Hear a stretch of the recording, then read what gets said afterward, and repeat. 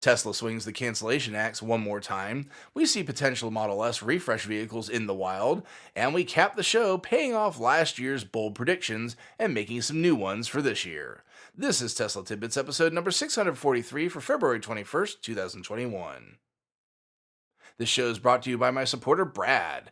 Brad wants to encourage all of you to consider joining him as a supporter of Tesla Tidbits on patreon.com for as little as $1 a month. Let's join together to keep the Tesla Tidbits coming.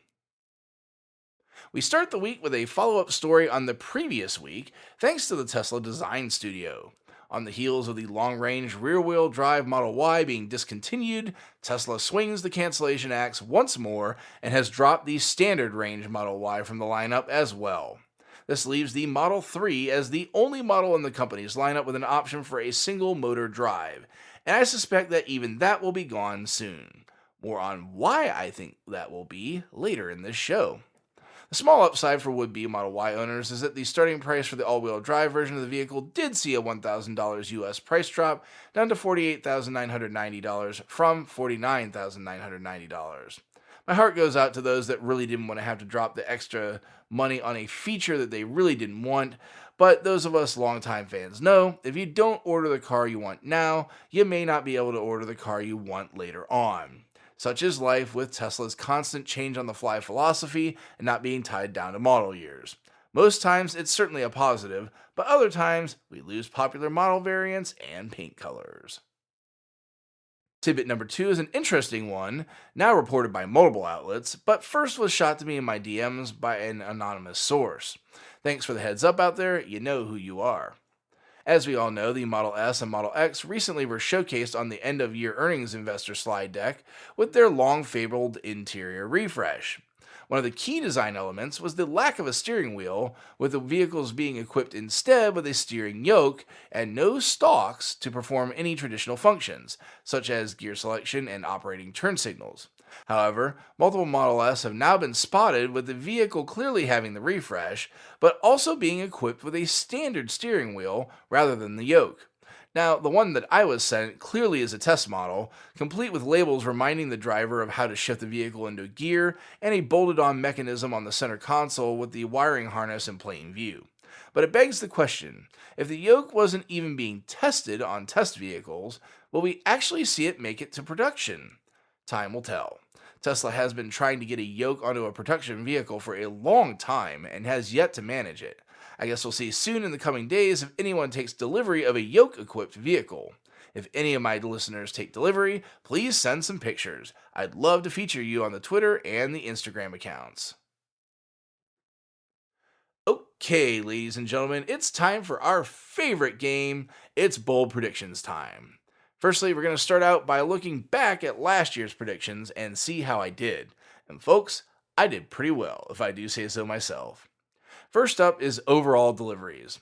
Look, I'm declaring this one a no contest as nobody could have predicted the pandemic and taken it into account for the delivery number for this year. Same for combined Model 3 and Model Y deliveries. While I separated those then, I know now we can't expect that, and I'll adjust this year's prediction accordingly.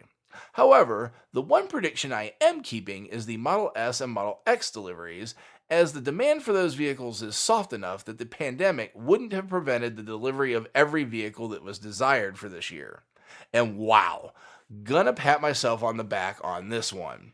I predicted a combined 56,000 Model S and Model X deliveries for the year, and the actual number was 57,085. I'm giving myself full credit for this prediction. Hook me up with 1 point there. Next up, I predicted that there would be no interior refresh for Model S and Model X in 2020, and I completely nailed that. And then, for style points, I also said that I expected that we would see the refresh sometime this year. As I've already mentioned in the show, we have. 2 points for me there. Lastly, I went to the company's financials to predict full-year profitability. And despite a pandemic crippling the company's main plant for half a second quarter, the company did indeed do just that. However, I feel like I can only give myself partial credit, as I predicted profitability in only 2 of the 4 quarters, and as we know, Tesla was profitable in all quarters of 2020. So, half a point there. All in all, I give myself 3.5 out of 4 points for my predictions for 2020, which I will take every year, especially with some of the limbs I go out on with these predictions. I'd be remiss if I didn't mention Twitter user at CSU David, who'd sent in a deliveries prediction of 735,000 deliveries for this year, but as we all know, not going to count that one due to the aforementioned pandemic. But thanks for being the lone listener to send a prediction last year.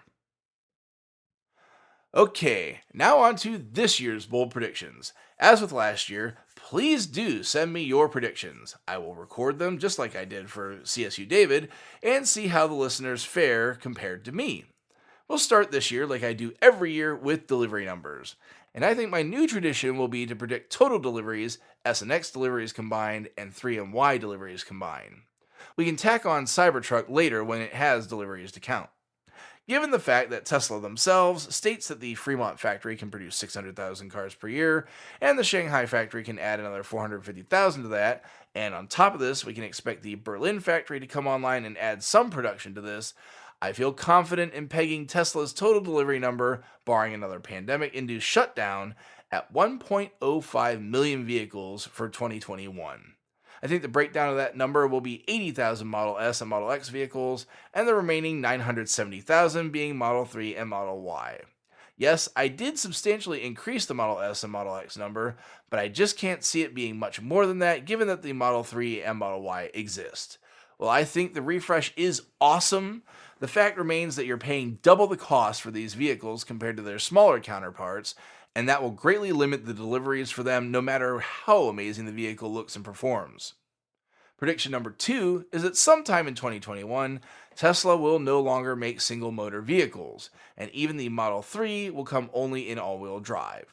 Some would say this isn't a good play because you're pushing the entry level higher, and while you'd be right, that's where my third prediction comes in, with Tesla officially announcing and revealing the car that ends the debate on purchasing an EV or a gas vehicle. I think we get to see the holy grail of EVs this year, the quote-unquote affordable Tesla, and I will not call it the Model 2, because that's not going to be what the name is, folks. And it will have a single motor option, but we won't see deliveries until 2022, keeping that single motor prediction for the year true. That'll do it for this week's show. I hope you enjoyed the predictions for this year, and as I said, please feel free to participate and send me your predictions. You may make next year's prediction show. And give me bold predictions. It's easy to predict Tesla will make 500,000 cars next year, because they've already done it. Give me stuff that even I haven't covered. Or if you're really bullish on a prediction I've already made, call it out. If you think they'll pump out 1.5 million vehicles next year, make that prediction and be able to point at it if you nail it. As always, thanks to all my patrons supporting the show at patreon.com/Tesla Tidbits, and I have a special shout out to the super patrons supporting the show at the $10 plus level. They are Ryan Scarborough, Lee Sweet, William Henry Crew III, Dorian Steve Guberman, Ralph and Cheryl Waterhouse, Todd Sullivan, Zortek LED Canada, Raymond and Deborah Malkowitz, T Sportline, Vicky Kirk, Ricky Johnston, Nathan Garza, Ed Patterman, and Sunil Joseph. If you have feedback for me, the best way to be heard is to tweet at Tesla Tidbits and use the hashtag AskTeslaTidbits if you'd like your question to be considered for the show. Until next week, keep it charged and hit the road.